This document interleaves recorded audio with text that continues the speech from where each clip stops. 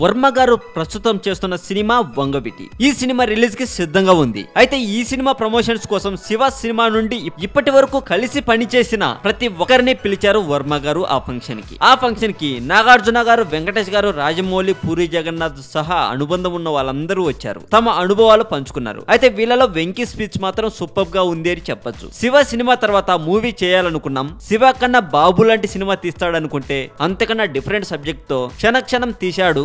నాగ్తో chain అలా లాగించాడు, నన్ను కూర్చోబెట్టి పాడించాడు. పైగా వచ్చి ఏమన్నా బ్యాడ్ గా ఫీల్ అయ్యావా, శ్రీదేవితోనే ఎక్కువ చేస్తున్నానంటూ అడిగేవాడని చెప్పుకొచ్చారు వెంకటేష్ గారు. అదేమీ లేదని అనేవాడినని చెప్పుకున్నారు వెంకటేష్ గారు. రాము నాకి ఎన్ని థ్యాంక్స్లు చెప్పినా తక్కువే అని శివ చేసి వర్మ లైఫ్ కి బ్రేక్ ఇచ్చాడని గుర్తు చేశాడు. హీరోలంతా కూర్చొని శివ సినిమా గురించి మాట్లాడుకునే వాళ్ళమని, మనం ఎన్ని ఫైట్స్ చేసినా నాగ్గడు ఒక్క చైన్ అలా లాగేసి మొత్తం కొట్టేశాడంటూ వెంకీ అనగానే అక్కడున్న ఆడిటోరియంలో అందరూ అరుపులతో గోల చేశారు. అంతకుముందు ఫైట్ అంటే అరిచేవాళ్ళం, కానీ శివ తర్వాత జస్ట్ అలా ఓ లుక్ చూస్తే చాలు సరిపోయేది, అంతలా ట్రెండ్ మార్చేశాడు రాము అంటూ వెంకీ పొగడ్తలు కురిపించాడు రామ్ గోపాల్ వర్మ పైన. మరి వంగవీటి సినిమా హిట్ అవుతుందో ఇంకేమైనా అవుతుందో మీరు కూడా ఊహించి కామెంట్ రూపంలో చెప్పొచ్చు. మరి మరింత టాలీవుడ్ సమాచారం కోసం సబ్స్క్రైబ్ చేయండి టాలీవుడ్ సెంటర్.